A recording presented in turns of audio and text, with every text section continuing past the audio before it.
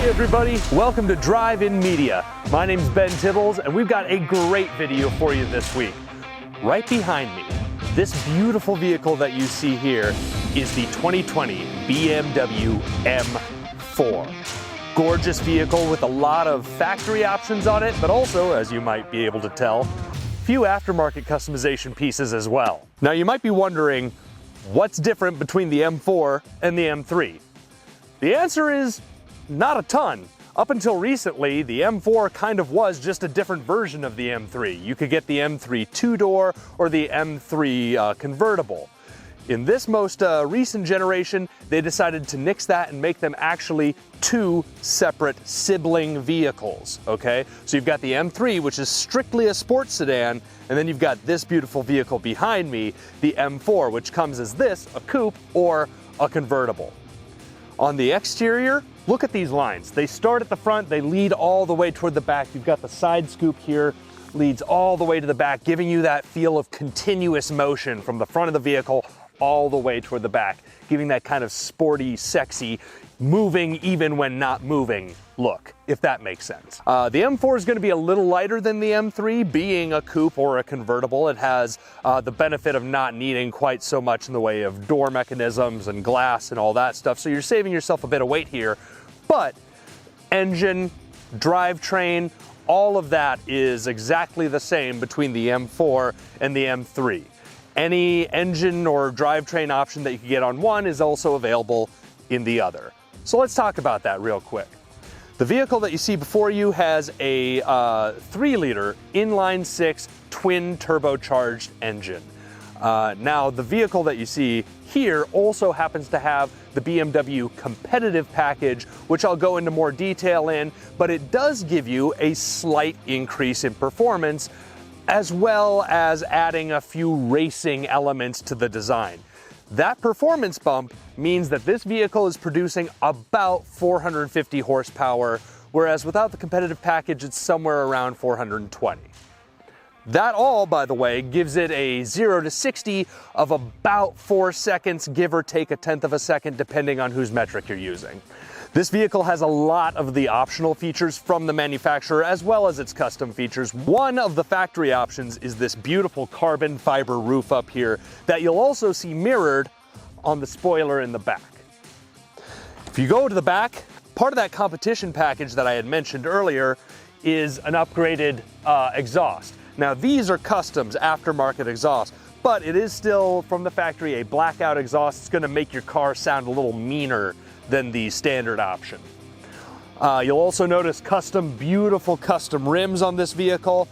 Continuing with that competitive package, some of the other features that are less performance-based but still awful nice are these seats on the interior. You've got beautiful racing-style seats, as well as an upgraded braided seat belt of all things.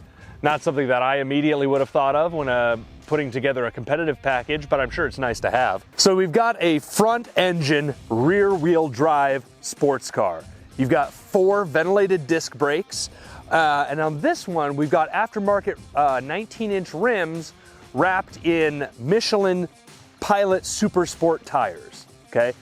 Very nice tires, very nice rims, very nice little vehicle back here.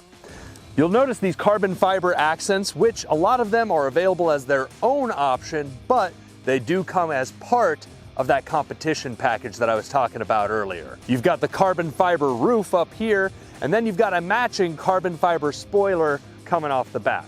These are aftermarket exhausts, but the competition package would come standard with a blackout exhaust that sounds a little bit meaner than the standard factory exhaust. Okay. I could talk about this car all day long, but I'd much rather drive it. So let's go.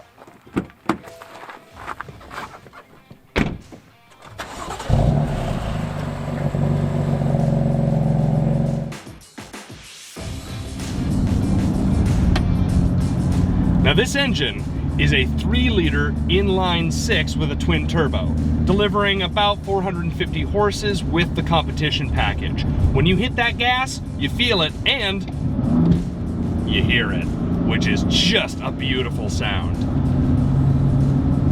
Now the M3 and M4, pretty similar cars, because they are, up until very recently, they were the same car. It's no longer the case that you can get a two-door or convertible M3. Those have become the M4 Coupe and the M4 Convertible. The most important character in that vehicle descriptor is the M. The second M, not the BMW, but that's important, but the second M. That is short, basically, for motorsports. It is the evolution of BMW's motorsports line of vehicles, and the M3 and M4 keep that heritage up very nicely. They're available almost identically equipped, except again, the M4 has sportier lines, a more aggressive look because it's going for that coupe and convertible feel, whereas the M3 is still a sports sedan. Part of that competitive package is not just these beautiful seats that I'm sitting on or these beautifully woven seat belts, it's also the black trim on the exterior. It's also having an adjustable suspension and having different drive modes. So there's 3 settings on the suspension. You have Comfort, Sport, and Sport Plus. Each is attuned a little differently depending on how you plan on using the vehicle and taking that drive. Along with that, you can also adjust the sensitivity of your steering, and you can make some mild engine adjustments. All of these are meant to tune the vehicle exactly to the drive that you're engaging in. It's a very agile car, especially for as powerful as it is. You really get a good feel of the road. I feel like I'm in complete control without the car feeling like it's gonna scoot out from underneath me or carry me plowing through a turn. I feel like I can cut a pretty clean line even at a higher speed. I'm not daring you to do anything, but if you're in a car like this, it's always fun just to get a feel for what it can do. We are driving in the automatic transmission. It does come with a manual if that's what you want, but if automatic's more your speed, it still does have paddle shifters, so you get to play around with your gears a little bit and still get that sort of mechanical control feeling out of the vehicle.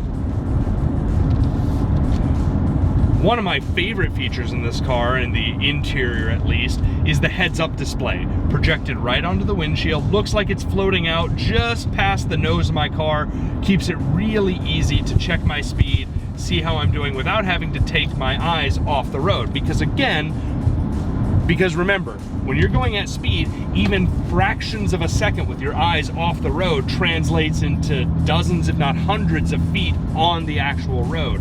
So the longer you're not looking at the road, the more likely you are to make what could be a very costly mistake. Now, this is my first time driving a BMW M series. You know, I've driven plenty of Mazdas in my day, and I've driven some other large engine vehicles, but this is the first one that has the twin turbo inline 6 that I'm driving, and it's the first, again, BMW sports car that I'm driving, and I have to say, I'm impressed. I love a car that really has good tactile handling, and I'm getting that in spades from this vehicle. I really feel like I'm in control and can cut a line exactly as I mean it to without any drifting or oversteer. So as the M3 got a little longer in the tooth, it kept getting heavier and heavier, and eventually they put a V8 in the vehicle, which, you know, hard to complain about, except it made it even heavier, and it made it a bit of a different driving dynamic. The inline 6 with the twin turbo is something of a return to form, and especially in the coupe like this, you've got a slightly lighter vehicle than you would have in the sedan as well. So nice and light, responsive but not overly powerful engine results in a really beautifully balanced and engaging drive. I don't feel like I'm struggling to control the vehicle. I feel like it is behaving exactly as it should, both in gasoline responsiveness, braking responsiveness, and in handling and steering. All this is to say, a bigger engine, not always the better sports car. I am having a blast in this vehicle in its twin turbo inline 6. I don't really feel like I'm missing out on anything not having a V8 in this, except maybe a little extra noise out the back, which can be fun. Driving this sports coupe around these nice, beautiful, windy mountain roads, you really get a feel for what the car was designed to achieve.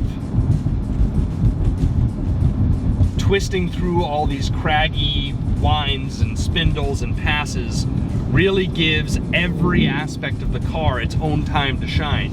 Obviously, going uphill and on straightaways, you get to hear that and you get to feel the fun of being thrown back in your seat a little bit.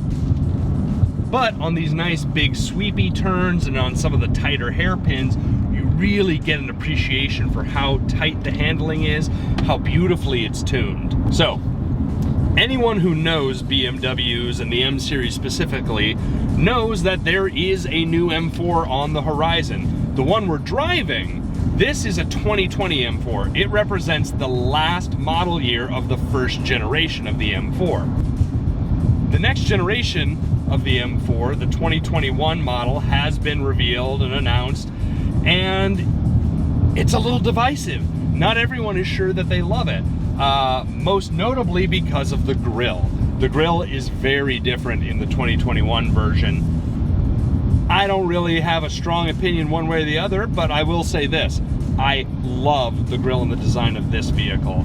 So the 2021, if it's not your thing, take a look out for one of these 2020s. You won't be disappointed in how it behaves. And again, it is a beautiful style that, if you've been paying attention, you've seen for years already. And if you haven't been paying attention, maybe now's the time. Oh guys, that was an amazing drive. This is an amazing car. And if you want to do something like this, there's only one place you can really go. You're not gonna find a car like this at Avis or Enterprise or Alamo. You have got to go to Turo. There's lots more than even just this, and you can find exactly the right car for your drive. Go take a look on Turo, tell us what you find, enjoy what you drive. BMW M4. What more could I say that it couldn't say better? It truly is the ultimate driving machine. Everybody, if you like this video, please give us a like. If you want to see more like this, why don't you subscribe to the channel? And if you think you know someone who would like these videos, we'd really love it if you shared it with them, because sharing is caring. I'm Ben Tibbles. Here's hoping you find what drives you.